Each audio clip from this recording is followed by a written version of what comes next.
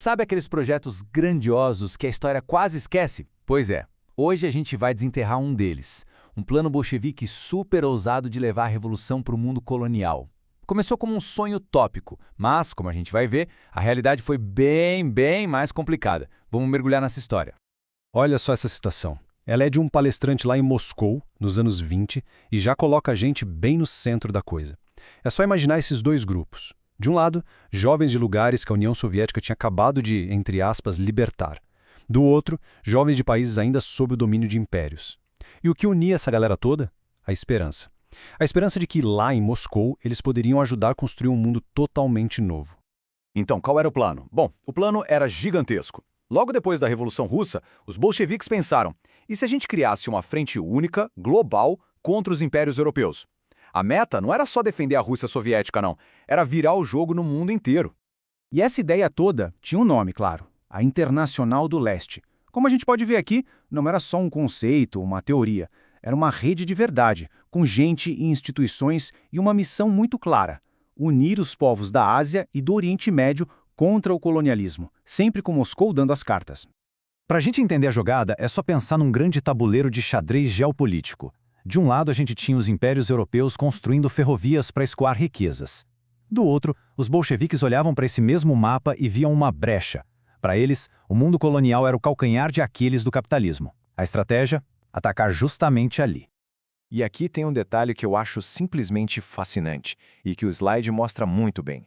Os primeiros rascunhos desse projeto não eram mapas de guerra, sabe? Eram diagramas abstratos, quase como obras de arte inspiradas em artistas como Kandinsky. Isso diz muito sobre a mentalidade da época. Eles realmente acreditavam que podiam redesenhar o mundo do zero, com uma visão quase artística, utópica mesmo. Ok, a ideia era incrível, quase poética. Mas como é que se transforma uma utopia dessas em realidade? Bom, para isso, era preciso um lugar para formar os revolucionários. Uma espécie de fábrica de líderes. Um laboratório para moldar o futuro dessa revolução global lá em Moscou. E esse laboratório era a KUTV, a Universidade Comunista dos Trabalhadores do Leste. O nome já entrega o jogo, né? O objetivo era bem claro: pegar jovens promissores de todo o mundo colonial e transformar eles nos líderes que levariam a revolução de volta para casa. Era, de fato, o coração de todo o projeto. Agora, é importante não pensar que todo mundo que ia para lá era um comunista de carteirinha. Que nada. O perfil dos estudantes era super variado, tinha de tudo. Idealistas, claro, mas também gente fugindo da pobreza, gente que só queria uma educação gratuita e até quem estava atrás de aventura. E um fato curioso, nessa época, os Estados Unidos fecharam as portas para muitos imigrantes. Então, para alguns, Moscou virou a única alternativa para tentar uma vida melhor. E sua jornada para chegar em Moscou já era uma odisseia. Tem essa história real que ilustra muito bem isso. Um estudante chega na cidade, sem um centavo no bolso, sem falar uma palavra de russo. A única palavra que ele sabia era Komintern, e foi essa palavra que ele usou quase como um passaporte. Isso dá uma dimensão do misto de desespero e esperança que movia essas pessoas. Bom, até agora a gente viu a promessa, o sonho, mas é aqui que a realidade entra em cena para complicar as coisas. O sonho começou a ter umas rachaduras bem sérias quando bateu de frente com a política do dia a dia e, claro, com as contradições humanas.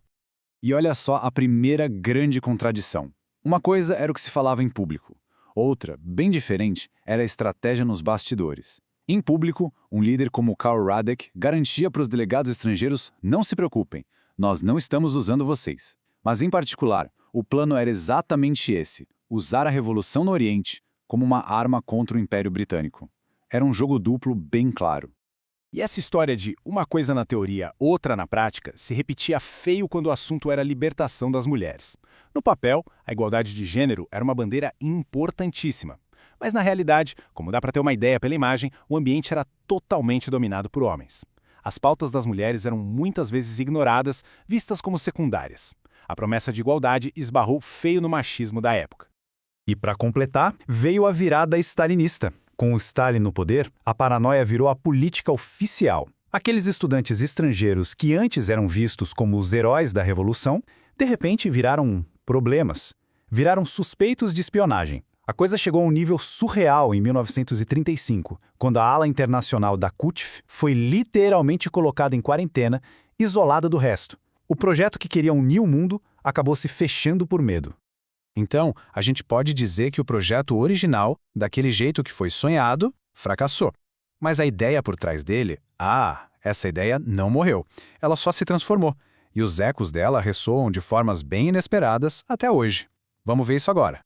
Essa linha do tempo é ótima para a gente entender uma coisa: a lógica do leste modelo. A tática de usar uma parte do seu próprio território como uma vitrine para o resto do mundo, ela continuou. Nos anos 50, era a Ásia Central Soviética sendo mostrada como paraíso socialista. Agora, a gente pula para 2016. A Rússia mostrando a Chechênia reconstruída como um modelo para a Síria. A ideologia mudou, mas a tática é a mesma. E essa mesma lógica nos traz até os dias de hoje. Dá uma olhada nessa comparação.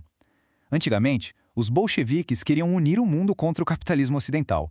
Hoje, certos pensadores russos propõem uma frente global contra o que eles chamam de atlanticismo, ou seja, a influência dos Estados Unidos e seus aliados. O inimigo mudou, a bandeira mudou, mas a ideia de criar um grande bloco oriental para desafiar o Ocidente é surpreendentemente parecida. E tudo isso nos deixa com essa pergunta final para a gente pensar um pouco. Um século depois, será que aquele sonho de uma grande aliança do Oriente contra o Ocidente realmente morreu? Ou será que ele só trocou de roupa, substituindo a ideologia comunista por outras? É uma questão que ajuda a gente a entender não só o passado, mas também muita coisa do mundo em que a gente vive hoje.